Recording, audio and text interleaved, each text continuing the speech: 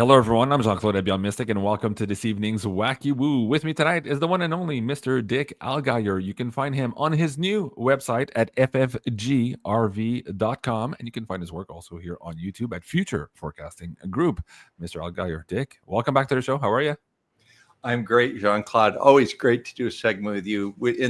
Before we launched, Jean-Claude and I were talking about the dirty little secret of culture and the arts of the 1970s and 80s and 90s was all the good movies, music, all the artistic expressions, all the great things came about by people who were doing psychedelics, but not telling. I think so. I think so too. I'm with you on that. Guys, thank you so much for joining us. We'll do a whole segment on that. We're going to talk about the comet. So that's why we're a few minutes late. Dick was sharing with me some of his stories. I'm like, dude, I gotta share you my story. And like, okay, we'll do a show on this. So this, of course, is in follow-up to the interview I did with Jay Widener last week. Guys, if you haven't seen the Wacky Woo from last Sunday night, please do go check it out. Tonight, we are, of course, currently right now triple casting on YouTube, X, and also on Rumble. Probably going to drop the YouTube feed at some moment here in time. We want to make sure we can have a no-holds-barred conversation with Mr. ALLGIRE. Please let us know where you are watching from this evening. And please note also two housekeeping notes before we get too far into the show. We do have this pyramid that we're giving away from Carla at Ascension Organites tonight. This is the Intuition Beginner Series. So pay attention to all the words and the keynotes during tonight's episode, and you might be that lucky winner. If you're interested in getting those pyramids, of course, you could do so here at AscensionOrganites.com. Or currently there's a double your power sale. If you spend more than $100, you get one beginner series pyramid for free. And the other house note as well, Meg is running out, and she's sold out of a few of those crystals we just launched last week for this new Starseed collection here on the Scorpling shot. But threat not, in a couple of days here, she is restocking. We're going to do an update video for you guys, and more additions to the crystal set is going to be brought up for you guys here in the next couple of days. So stay tuned for that. And if you're worried about your order, please just email the folks there at the scorplingshop.com. But they're on top of all of this, and they are restocking for you now. There's a big demand and a big queue since we did this launch here just last week. So big congratulations to Sunny and Meg for that successful crystal launch. Okay, Dick, tonight, all of this is starting, of course, because of this new third interstellar object here entering our solar system. We had the news in July as forecast by Mr. Cliff High a couple of months earlier. He said, hey guys, in July, we're going to talk about ETs in a big way. And lo and behold, this thing was discovered here, I think July 1st or July 3rd. And then it sprung up all of this ink and all of these news stories on this third interstellar object. You and I had done a show on Oumuamua a couple of years back. This is similar to that, but it's way more complex. You guys were tasked with a remote viewing on this particular object. We're going to get into that in detail tonight. We're going to bring some different angles of view also of different things that are happening on our solar system at the same time, perhaps adding insult to injury and even more energies into our common collective. But things are getting crazier and crazier by the day. So let's start there. In terms of 3i Atlas, can you share with us the tasking process before we get into the actual remote viewing? I know you were 4 or 5 guys, because I watched your whole debrief there on ffgrv.com, and there's quite a few of there in there with a lot of coalitions together. Go ahead. Me, Daz Smith, Edward Reardon, and Naeem Vendres. I have my crystal, by the way, my favorite crystal. I love that one. Is that the hematite? No, that's not. My hematite is what I use for remote viewing, which is right here. Oh, well, there you go. My pen. Oh, I did. Okay, I do that. This is clear quartz, I think. Oh, beautiful. Yeah. Yeah. Okay. Anyway, I like crystals. You were mentioning crystals. Okay, how we remote viewed the Atlas.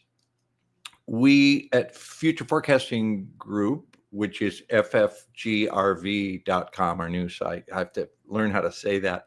Yeah, there you go. Hey, let me just help you out too, because I just went through the migration process. You guys have just moved from the Future Forecasting Group.com site to this new one. And guys, it's relatively easy to do. You're 2 or 3 clicks away. I just took the email that I received from the group, and there was a couple of links there on how to migrate from your old account to the new one. I clicked on the links. 2, 3 clicks later, I'm into the new site. Easy peasy. And it's much more easy to navigate now that you're logged in. I'm logged in now. Better. Oh yeah, beautiful site. You did a great job there, you guys there. So guys, check that out. If you haven't seen your emails yet, go look into your spam. And at any rate, very easy to transition over to the new site. So, so I've got to get to the point this, where the new name FFGRV rolls off my tongue. When I was on TV and I worked for a station, which KGMB 9, it was the sign off was Newsroom 9. So it'd be Dick Allgire Newsroom 9 live at City Hall, and it would just be, you would say your name and that would just roll off your tongue. Right. At end of every report live, Dick Allgire Newsroom 9 downtown, And so I got hired by another station. So I go over there and their sign off was KITV4 News. So sure enough, first day I'm at the new place. Newsroom 9. I'm at the state capitol, reporting live from the state capitol. Dick Allgire, Newsroom 9. Oh, shit. We're live. So anyway, I used to say Future Forecasting Group, and now it's ffgrv.com. So thanks for promoting that for us. And the site is a lot better. The old site we were on, we were hosted by something called Mighty, and it was not a user-friendly experience. So it was a bit clunky to navigate because you guys put out so much content. Oh, we have categories so from finance to and all that. It find my own stuff on my own site. So yeah. Guys, check it out. I just put the link in the live chat. If you're not a member, go check it out. Also, a lot of cool stuff there, and you don't want to miss a beat. And you're also working on this, I guess, part 2 of making more millionaires. You've already well, wait, I didn't answer your question about the Atlas, so all right, we'll get back to that in so we're becoming non-linear. Remote viewers and people that ingest other things become non-linear, right? So we're just having fun. Okay, so every week we're given a different blind target, and we don't know who tasks it. So we have a person that sends us we have a private website. Like I have a private portion of a certain tasking website. It says, Dick, your mission for this week is target ID A1, B2, C4, D3. And I don't know who chose it.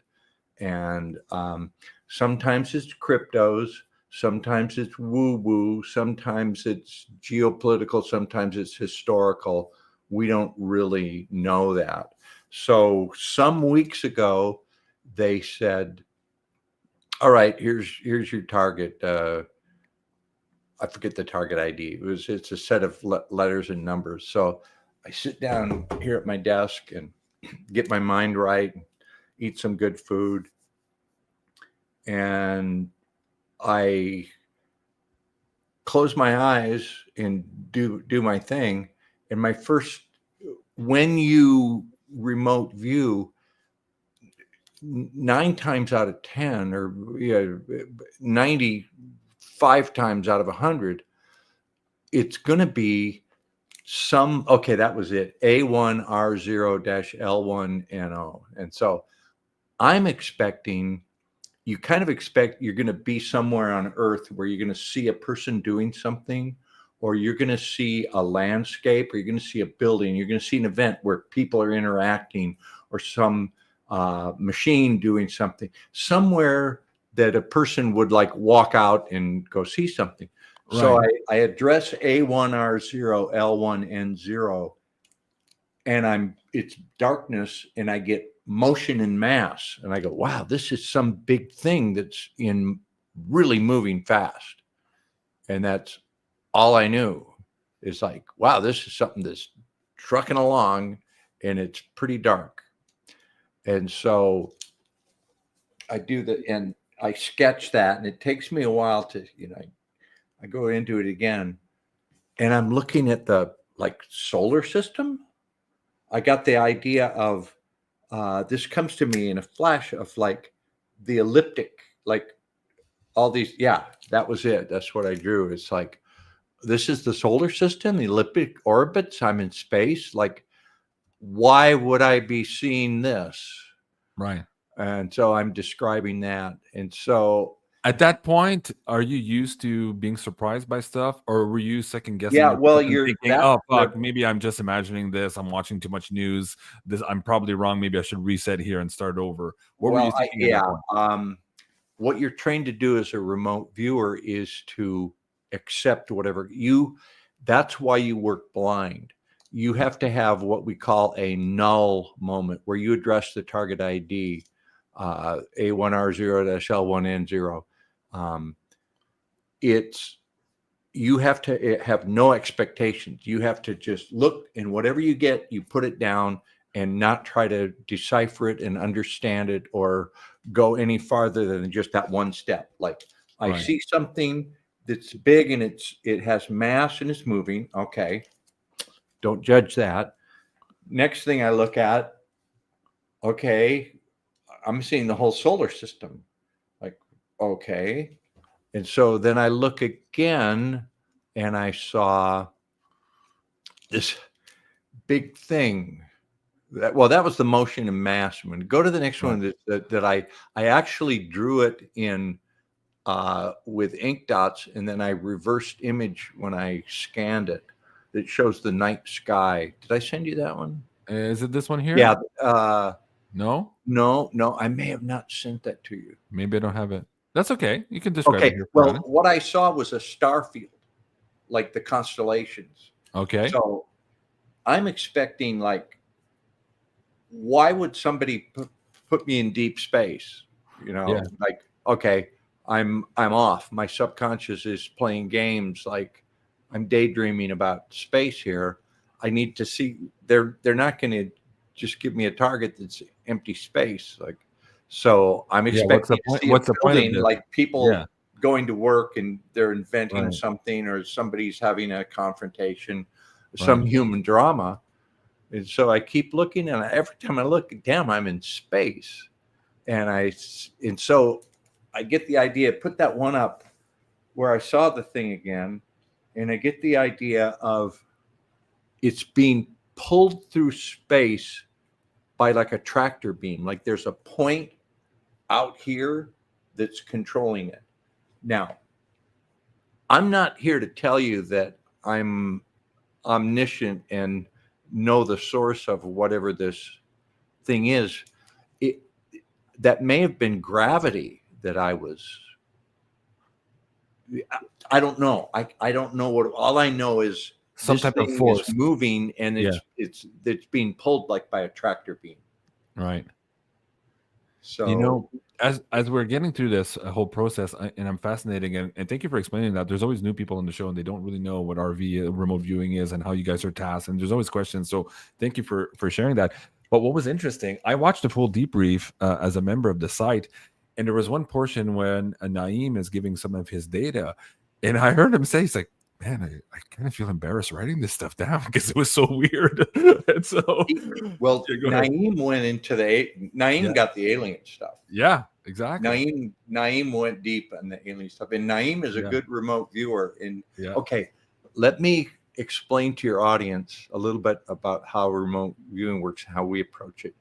Remote viewing is a communication skill that allows you to open a communication pathway with your subconscious awareness. It's like we have our own individual consciousness that is limited by us inhabiting this physical body.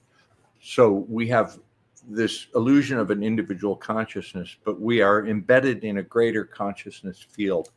And a remote viewing target is like an escape vector from your individual consciousness into that group consciousness, where when you go in there, you can be directed to see things, like all information is there. So the remote viewing target ID is that series of letters like A1, B2, C3, D4. We actually have a tasker that selects the target, in this case, 31 Atlas. He takes pictures of it, reads about it, and then he goes and generates a random number letter generator. We have a random program that just randomly generates something with no other meaning.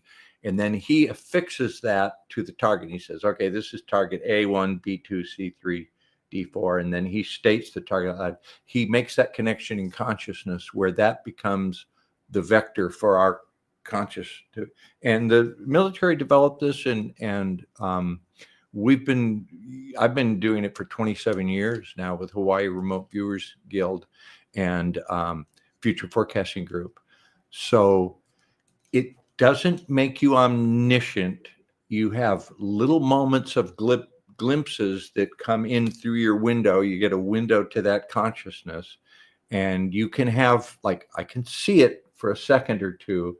I can see it for a couple of seconds. I can get ideas about it. Sometimes very complex ideas, sometimes ideas that are filtered through my own awareness. So in this case, I see this big thing, and I sense this dot somewhere that has a strong attraction to it, that is like guiding it, or it's been somehow, the best I can say is like a tractor beam, like some point where it came from or is going to, and it has to go a certain route. And again, that it might be gravity. I haven't really read up on this thing, and I know Cliff is talking about it. I try to not expose myself to too much of that, because I get in a case like I did 2 sessions, the one where I saw the thing in space, but by about 20 minutes in, I went, I'm thinking of, there's this comet everybody was concerned about. I'm thinking about that. I mean, that's what I saw, but I can't go on because I'm not blind. I think I'm making this up. So I stopped that session. Then I did the other one, and that's where I got the entities. Yeah, I want to get into that here too. So on one hand, Naeem was like feeling embarrassed of getting the ET stuff, and you felt like you needed an exorcism after your second remote viewing on this. Okay. Explain that. We don't do, I would say, of all the remote viewing sessions I've done, 1,000 at least 1,000 over 27 years. I would say maybe 1% or less are ET stuff. I try to not do ET. ET and UFOs is so tied to UFO community. What happens is somebody gets a 1-week class in remote viewing, and they get marginal contact, like, oh, wavy across for water. And then they know their teacher's going to give them a UFO. They're going to give them the Roswell. They're going to give them the Phoenix Lights. They're going to give them an Atlas target, whatever the latest flavor of UFO stuff. And so they regurgitate all the UFO. Oh, I saw this bug-eyed gray alien, and it had small fingers, and they're using telepathy, and they're using blah blah blah, and then it's a UFO target, and they go, oh, you're a great remote viewer. Oh yeah, I remote viewed the UFO, and there's no feedback, and you can't tell if they're on. So we tend to stay away from those, and I've done in my career it less than 1% probably. So it's unusual for us to get that. So that's why Naeem said, like, hey man, we're not the UFO, we're future forecasting. We do cryptos, and we do ancient mysteries, but we don't do current UFO stuff. So he gets all this UFO stuff, and he's like kind of apologizing in the session, like, I'm sorry guys, you know, fucked up. I don't know what this is. Well, but then again, there was correlation between all of you on different aspects. Yeah, you're trained as a remote viewer to not edit yourself. So whatever occurs in your consciousness, it's got to go on the paper. That's what my instructor always told. Because remote viewers will go, they'll get a thought like, well, there's 10 clowns in jumpsuits. And they go, no, it couldn't be that. So they don't write it down. Then you give them the target, and it's 5 clowns in jumpsuits. They go, I was thinking about 5 clowns in jumpsuits, but I thought it was too weird. And so you say, write it down, write everything down. We'll never ridicule you. So, and Naeem is such a laid back guy. He's kind of sheepishly going, hey, I got some alien stuff here. There's an alien craft. I don't, I'm probably wrong here. And when we're presenting this, we're blind to the target. Yeah. They don't tell us. Still don't know. Yeah, you still don't know. It's like try working without a net. That's like, okay, we're giving you is A1R0-L1N0, and now you're going to come on for paying members and give your data for 50. You have to give a 15-minute report without knowing what it is. It's like and you guys are all hearing each other for the first time on this, and you're like, huh. And then suddenly there's light bulbs, and who is it, Dennis, who kind of ties it all in together and brings this Yeah. correlation report at the end of the briefing there. I think it's fascinating the way you guys So do it. what we found, Jean-Claude, this is Yeah. really interesting, is when you work with a group like Edward, Naeem, and Daz and I have been working for like 7 years now, every week doing blind targets. There's something called division of effort, where on a subconscious level, You're all kind of being tasked at different angle of the same the subject viewers will matter. break up the work like, okay, Yeah. Dick is going to be the one. I'm going to draw the hunk of whatever it is going through space. Right. And then somebody else is going to get how it's going to affect people on the ground, and somebody else will get where it came from. And we kind of divvy it up. So, and that happens at an unconscious level. It's one of the most fascinating things about remote viewing, and we see that, and then we see the corroboration that comes. So now, am I here to tell you that that's an alien object? I don't know. I saw the thing flying through the solar system. It seems to be guided to me. Naeem did get some alien stuff. And then I'm sure you want to talk past civilizations, warlike. There's like all of these correlations. Again, I don't want to give it away, guys. You can go check it out at ffgrv.com and become a member there and support the guys here. But I have another slide, which is the slide that made you very uncomfortable. This is from the live feed. I won't show more of it here, but you were talking about these shape-shifting, demonic kind of entities here, kind of like as fast as lightning going through and taking over humans or removing their souls from their bodies or something to that effect. And after that reading, you're like, whoa, I need an exorcist. What the hell was I just looking at? So you went in the first one, you saw the movement in space, you saw the asteroid itself. You came out from that thinking, oh, maybe I'm front loading this with what I saw in the news. And then you go back in and you saw this. So here I go. I'm sitting here at this desk. I've got a dim light on. I've got these noise canceling headphones with theta tones that put me in a theta state. So I go into a low level theta state, and I'm concentrating on that target ID A1R0-L1N0, and my eyes are closed, and I see this shape appear and then move and attach itself to somebody. And it was like I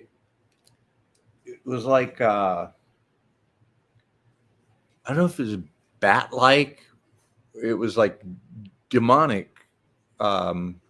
It changed forms, like it appeared, then changed form, and it seems to be the kind of thing that would attach by what did I say? The idea of a shape-shifting spiritual or demonic entity that swoops down, changes its energy signature, enters a person through a lower chakra at the base of the spine, and then attaches to them. And I was like, holy moly, what was that? Right. So now, if you want to hear the rest of the story. Oh, yeah. I'm all ears. we have a source who helps task us on some things and has hidden knowledge of things that I was describing there.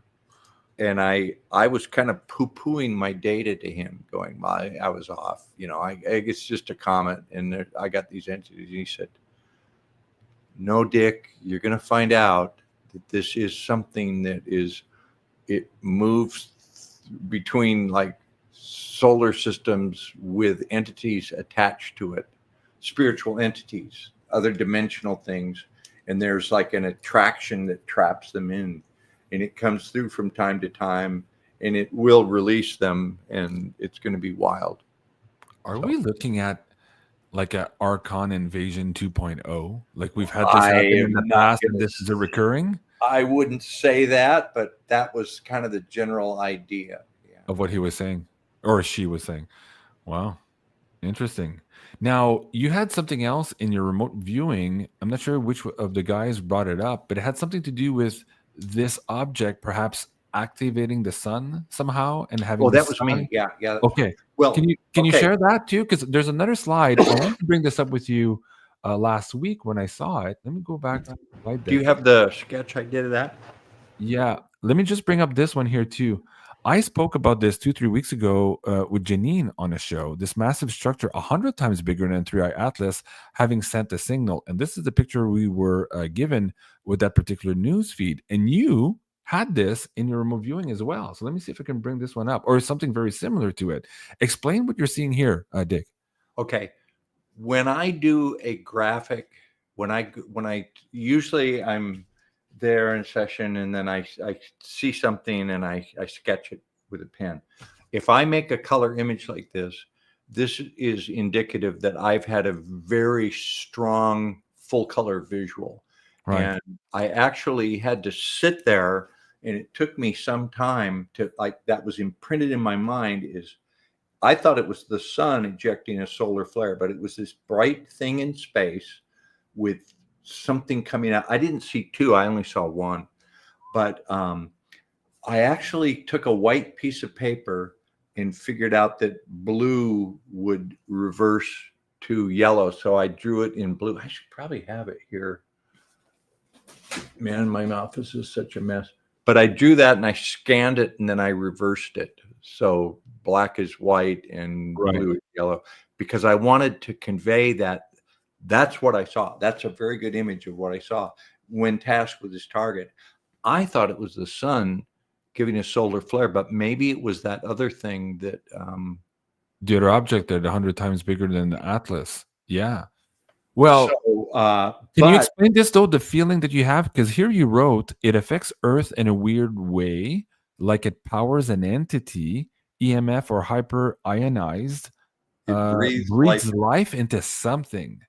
Is this attached to, or was your feeling that this was attached somehow to the entities that you perceived on 3i Atlas, or coming with 3i Atlas, or something else?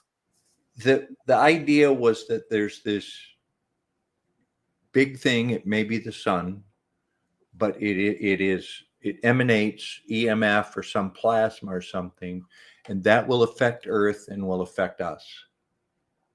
Huh. So, it may have been a coronal mass ejection. I might have been seeing a solar flare, but it might have been that other thing. That's the thing about remote viewing, is when I say you're not omniscient, you get these, you're sitting here working really hard on the target, and you spool yourself up to a moment where you get a 10-second visual and some ideas, and it's fleeting, and then you've got to open your eyes and draw it and try to record your thoughts and then go back, and you don't want to put too much conscious mind expectation into figuring it out. So it's best to just, this is what I got, this is what I saw, Right. take it. Let me bring the link to this. That is video interesting. down. Did I send you the one of the winged sun? No, I don't think so. But that, or maybe I saw it in your brief, and that's why I thought about this That's video, like a which I had just harbinger of reported a on. new age on Earth. Yeah, That's a classic iconic image from history, is the winged sun. Oh, actually, I have the Wikipedia on that. Hold on. You didn't send me a slide, but you sent me this. Okay. Yeah. Oh, yeah. Let's share this with the audience. There you go. Explain what you mean. Yeah. It's a symbol associated with divinity, royalty, and the power in the ancient Near East, Egypt, Mesopotamia. So maybe that's a harbinger of the gods that created us and manifested in ancient Egypt. Huh. I mean, this is just too weird and too. Well, in Egypt, we have that iconography of the wing sun disk, or the sun god with the wings, right? I think they're depicting this. That's fascinating. Well, when I showed my picture and then the picture of the thing with the two wings on, this is what my source sent to me. Said, yes, of course, this is what it is. It's the symbol of our creators. Huh. We're in for some weird times. Let me add just a few more things. We are in weird times, and they're going to get weirder. Okay. I was trying to be polite in this conversation. So, yeah, we started there with 3i Atlas. This, of course, is after Oumuamua and the second interstellar object that didn't make as much ink as this third one.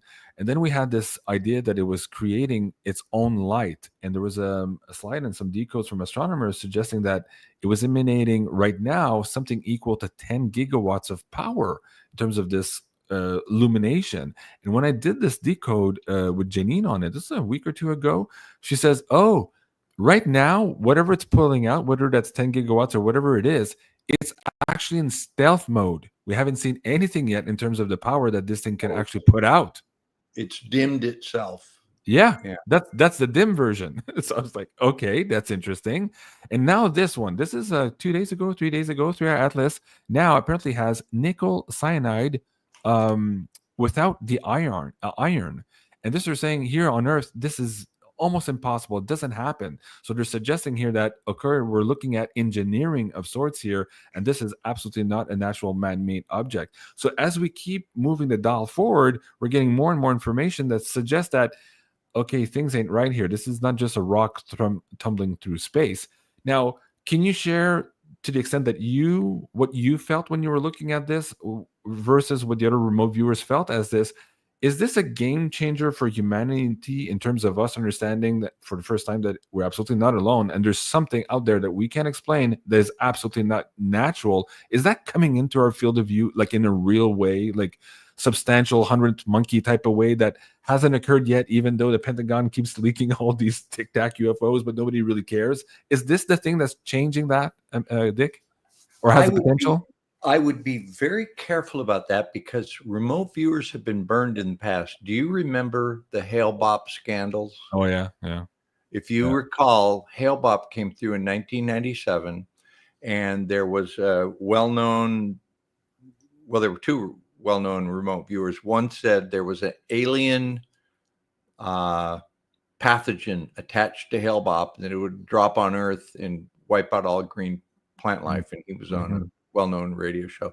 There was another one that a whole sect of people committed suicide because they thought this was coming. So they thought it was a spaceship that was coming, and they thought it was a spaceship coming, and they had to commit suicide to jump their consciousness to the ship or something like that. Yeah. Wow.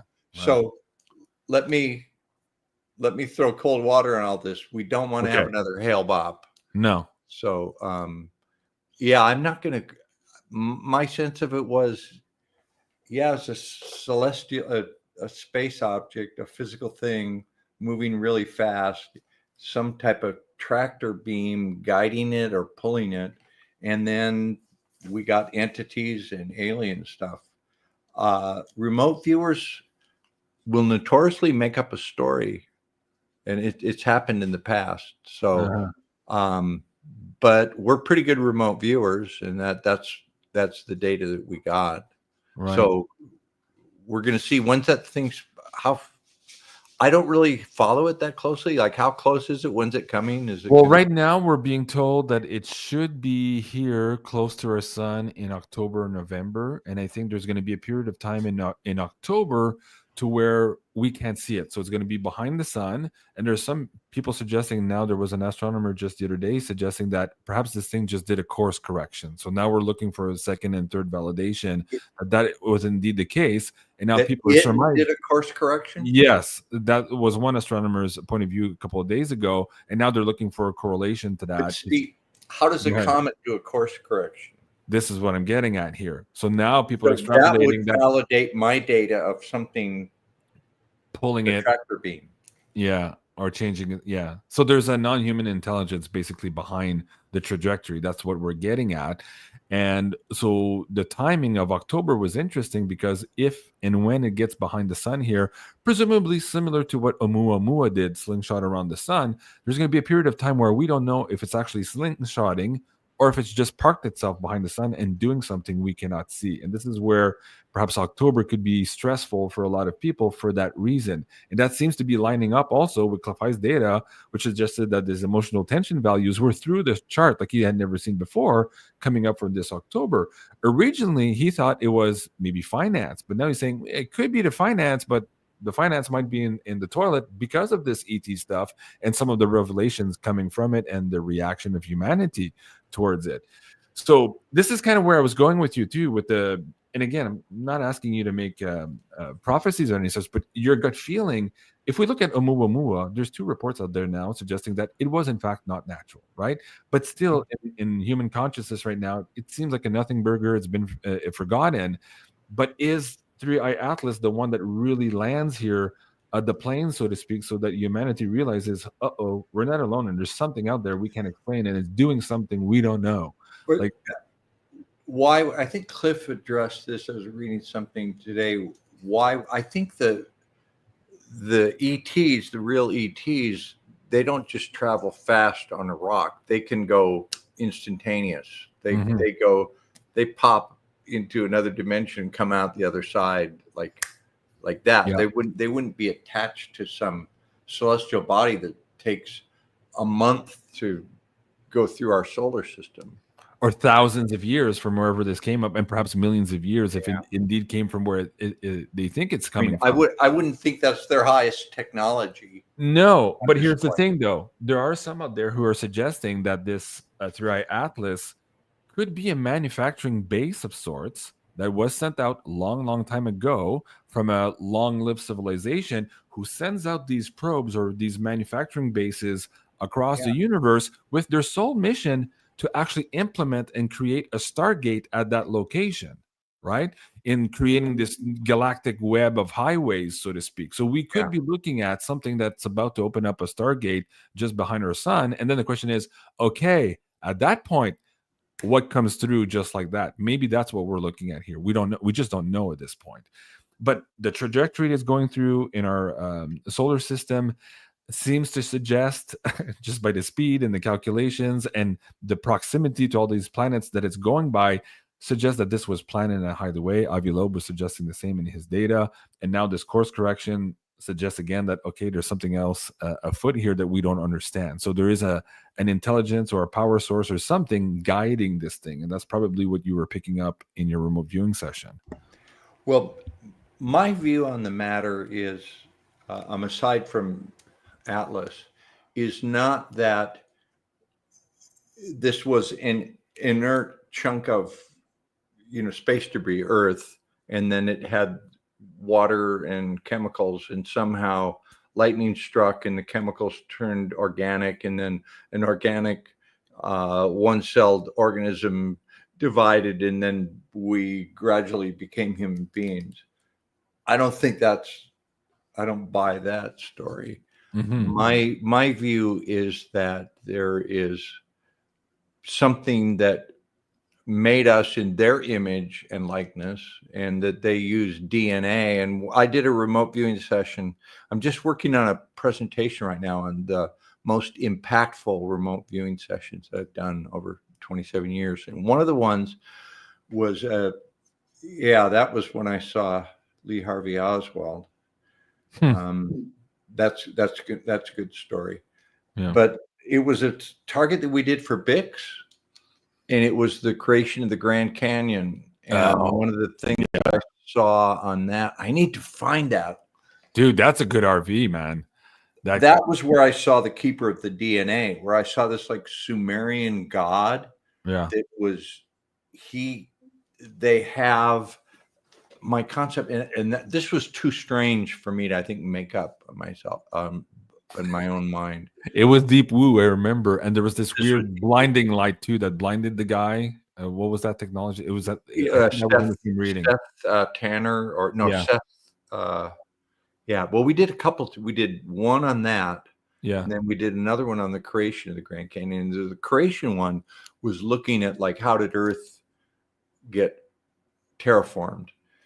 And I saw this being that was the keeper of the DNA, the idea being that they have a library of DNA, and they can go terraform a planet and look at the certain condition, like here's the percentage of oxygen and nitrogen, here's the temperature range, here's the mineral content, what DNA would work there. Well, we'll take Q10RC, this bit, and then we'll tweak it with this one, and then we will alter the life form or make a life form, and it'll adapt to this planet.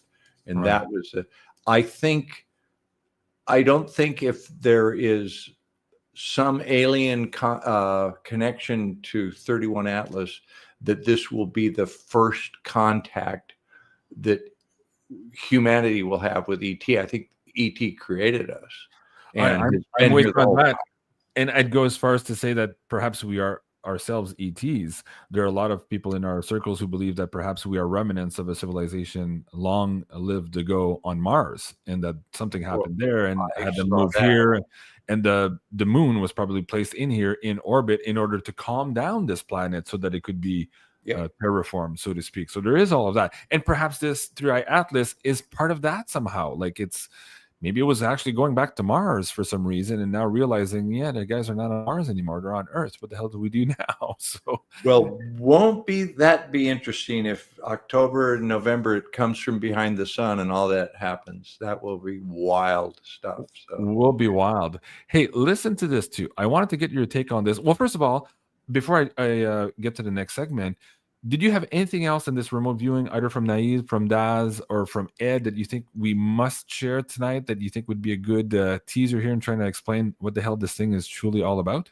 Edward Reardon was convinced there's water on it. So has there been any reports that it has water? That's what we're looking for. Haven't seen that yet. No. So we'll look for that. You put that little slide of Lee Harvey Oswald up. Yeah. That was a project I did for Courtney Brown. And that was one of the, in terms of a voyeuristic sense, that was the coolest in terms of being witnessing history. I was given a blind target, and the first thing I saw was I was in a park. Like I looked down, I saw green grass. I go, oh, I'm remote viewing. Okay, I'm here. I can see it. What do I got to look at? I looked, I saw a roadway, and I saw old light posts, like from the 50s. And then I saw a blue sky, and I went, okay, what's this target? A park? It's like there's grass, and then I go, oh, there's some people over there. And I look and I said, God, the people are there. They're like a flash mob. They just came at a certain time, like they work here or they're visiting or they're in the area, and they all came here at this certain time. Why? The idea of a flash mob, like let's all go here and we look and see something, and they were going to see somebody, and then something happened. And then later on in the target, I looked down in this street, and it looked to be like the 50s to me. It wasn't really ultra modern buildings. I saw this guy in a white T-shirt, and he was walking, and he was had a sense of urgency, like I got to get somewhere, I got to get away from here. And he was like apprehensive, and felt really a real sense of unease from him. I had the idea he had something in his pocket, like a phone number.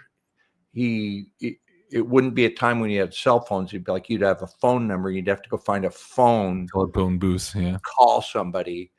And then he walked right by me, and I looked at him, and I went, dude, that's Lee Harvey Oswald. And I came out of the session, and I went, I just saw Lee Harvey Oswald. I just saw him as plain, like right in, I looked Lee Harvey Oswald in the friggin' eye. He didn't shoot anybody. He wasn't in the school book. He wasn't hanging out the window with a gun. He was just there, and he realized what was going on. And he goes, I got to call this guy. I got to get out of here. So that, in terms of voyeuristic, oh my God, that would be the top one of my whole career. Because I was there, and you know what is a weird thing about that is in that session, one of the sensations I got was Vitalis. Are you old enough to ever use Vitalis? There was, in the 1950s and early 60s, when you were a little kid and you'd comb your hair, you would use Vitalis, and it had a real distinct smell. It was like a cologne. It wasn't pomade. It wasn't oil, but it was, you'd put it in your hair to comb your hair, and it'd keep your hair nice. And I had this sense of like Vitalis. Is it this thing? I'm sure this from Amazon. Yeah. Okay. Yes. Vitalis. Okay. So not Brill cream. This. Vitalis. Vitalis. Okay. Okay. And here's the thing. When I was 10 years old, I used Vitalis. So at the moment where I was sitting at my desk in Makiki, remote viewing a blind target, and I saw Lee Harvey Oswald, I You also smelled was that when you walked by? I was aware of Vitalis, which was what I would have been wearing at the time. Lee Harvey Oswald. I was in Detroit, Michigan, so I was in 3 places at once. Right. I was sensing my own self-awareness of being a 10-year-old in Michigan. Wow. At That's the deep. same time, Lee Harvey Oswald, it's like remote viewing will just boggle your mind when you get into it. That was in terms of sensory and voyeurism, that was a all-star one for me. That's a big one. That was Cool. like, I was given the Kennedy assassination. I was given that as a training target in, I think, 1998. I totally blew it. I got no target contact. I was like, I get a atom bomb going off on an atoll or some just crazy. It had nothing to do with the target. And they gave us the feedback. The target was the grassy knoll, November 2nd. Like, oh, and shit. somebody else drew a gunman. And I was so mad. I go, oh, that was the coolest target I did. And I totally blew it. And they said, like 18 years later, I was given a blind target, and that's when I saw Oswald. So. Wow. Did you see, by any chance, Jay Widener's documentary, JFK X, Solving the Crime of the Century? He put it out last year. I didn't see. I don't think I did see that. I think I heard him talking about it. I did an interview with him. I followed Jim Mars a lot. I interviewed. Oh, Jim yeah. Mars, but yeah. Wow. Anyways, this is fascinating too, because here, I won't spoil it for you guys if you haven't seen it, but we're not talking about Lee Harvey Oswald. It's a completely different scenario, and there's a lot of credence. Lee Harvey Oswald didn't shoot anybody. Yeah. Just a patsy. Totally set up. Yeah, crazy. Okay, let's give away a pyramid quickly. I'm going to ask for people to populate their answers here while I set up the last segment that you gave me also. So for the audience members here, if you want to win this pyramid tonight, please let us know what Ed Reardon saw on 3i Atlas. You're looking for one-word answer here, and we're looking for news items that would confirm what he saw. So let us know in the live chat if you have the answer there. And while we wait for that to populate, let me get to this next remote viewing here. So do you want me to start? I'll start with your drawing here. This one here. What are we looking at here, Dick? Oh, you're muted on your side, Dick. That is not my drawing. That is Sean Mahoney. I tasked this target. And this is really interesting because we have a new team. Here comes the plug again, ffgrv.com. We've been training new viewers. So the original team is Daz Smith. That's the guy in the hat. Me, I'm the guy with the mustache. Naeem is the guy with the dreadlocks on the right. And Edward Reardon. So that's our original team. And we've been adding viewers, but it's too cumbersome to present data if you have like 5, 6, 7 viewers. So we've split off another team, which is Sean Mahoney, who's past board member of International Remote Viewers Association. Derek Ibona, who I've known from HRVG. He's a 32nd degree Scottish Rite Freemason. He worked for the Defense Intelligence Agency with a super high clearance agency. He was like a mystery viewer, and he's just left that employment and he's unmasking. We'll have to get him as a guest on your segment. He's an interesting guy. Like I've seen him on a debrief on your shows before. You've had him on. Yeah. Okay. So we got Sean, Derek, a guy named Brian Boodoo, and another guy named Evans. So these are 4 good viewers. So we're debuting them. So they needed a target. So I tasked it. And that's what Sean drew. The first thing he said, a blinding light behind the silhouette of a humanoid figure.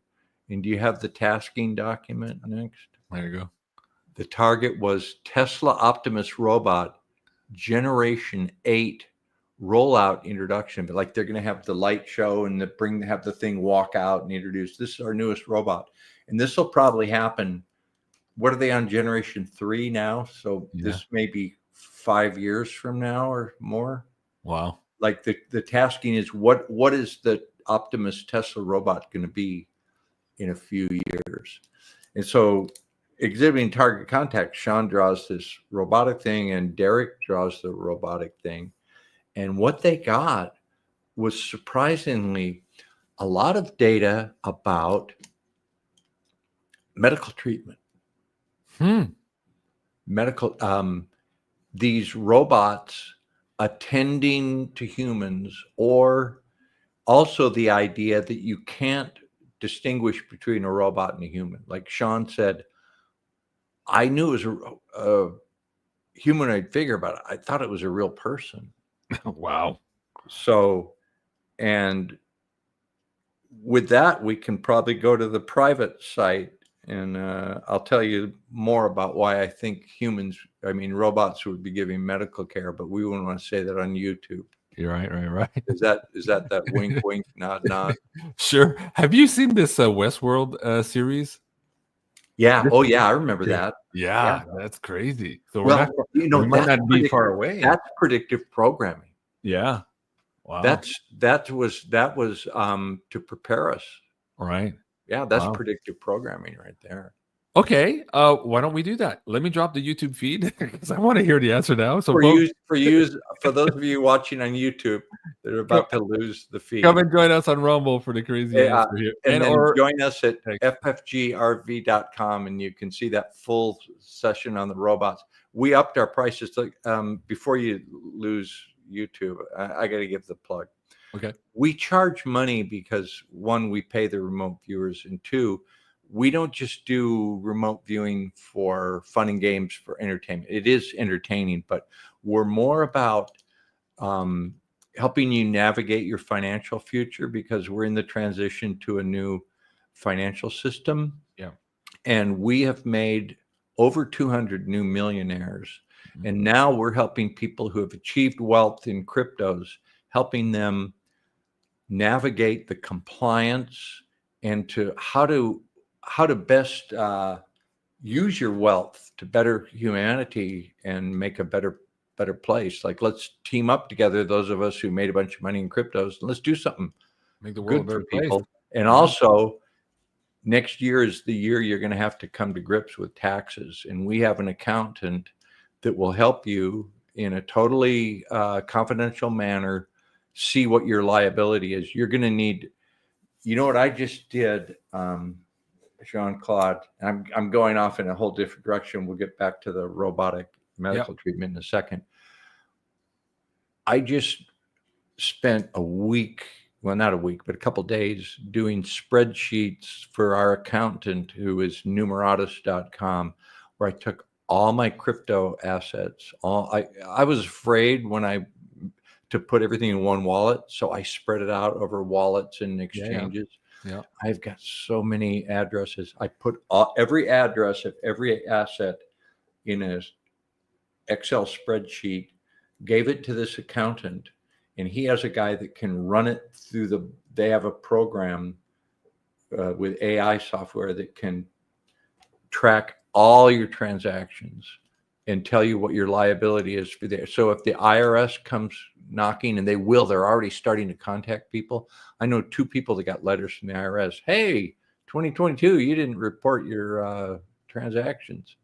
So you want to be ready to have everything signed, sealed, and delivered. And you want to do it now and be ready for it, not when they come knocking. So that's one of the things we do, ffgrv.com. Okay, now we'll go private, and I'll tell you about Okay, so folks, if you're still watching on YouTube, please come and join us on X and or on Rumble here for the disclosure of the funny stuff. Okay, so let me remove YouTube. Yeah.